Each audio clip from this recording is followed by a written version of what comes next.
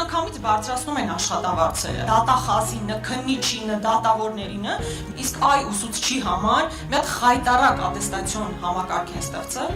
ասում են գնացեք դրանով անցեք։ Մենք վերանայելու ենք այդ համակարգը եւ ուսուցիչների բազային աշխատավարձը վստահաբար բարձրացնելու ենք։ Մենք ասում ենք, այսօր ձեռները բարձ մուրալով ընկել եք 4-րդ կարգի ցորեն եք ուզում։ Հայաստանի բարելավողերի 50%-ը չի մշակում։ Անվտանգություն բարենային ո՞նց է կապահովել։ Գյուղացիներին տրամադրվող օգնության փոխարեն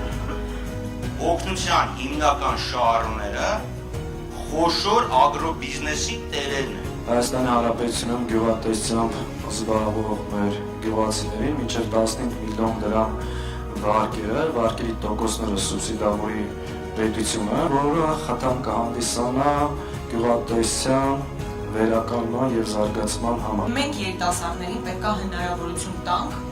անվճար ու որակյալ կրթություն ստանալ։ Կառուցել մրցունակ եւ անվտանգ Հայաստան։ Անվտանգության համար ձևավորվում են երկու երաշխիքներ՝ ազգային եւ միջազգային երաշխիքներ։ Ազգային երաշխիքը դա մեր միասնականությունն է, մեր բանակն է, ռազմավարական նպատակներն են, մեր հավաքական կամքն է։ Հայաստան, որը տեր է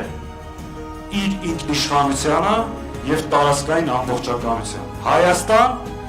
որը տեր է իր ժողովրդի հավաքական իրավունքներին եւ կարող է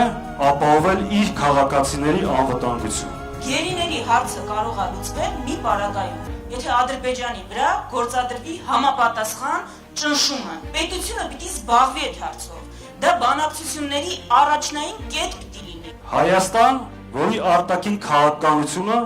բխում է իր պետության ու ժողովրդի շահերից, որը չի դառնալու տարբեր պետությունների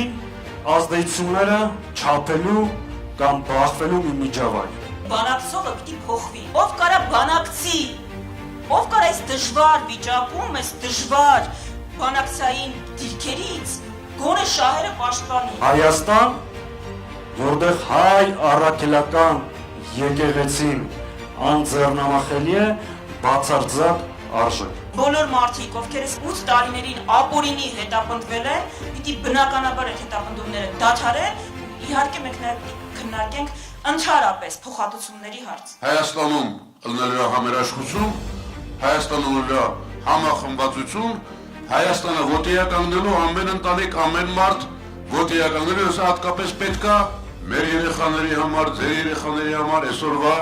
երիտասարդության համար։ Հայաստան, որտեղ հայ մարդը արժանապատիվ կերպով կարող է աշխատել, ստեղծել եւ ապահով ապրել։ Հայաստան, որը ոչ միայն Հայաստանի Հանրապետության քաղաքացիների հայրենիքն է, այլ առհասարակ 10 միլիոն հայ մարդու։ Չնայած բոլոր բռնաճնշումներին, ռեպրեսիաներին, բանտարկումներին, միասին կարող ենք այս ամեն ինչը անել, մնում է հույս ունենանք, վճռականություն ունենանք այս պայքարը շարունակելու։ Մենք կարող ենք միասին ստեղծել այդ Հայաստանը, մի անգամ արել ենք եւ մեկ անգամ եւս միասին ձեր օգնությամբ եւ ձեր միջոցով անելու ենք։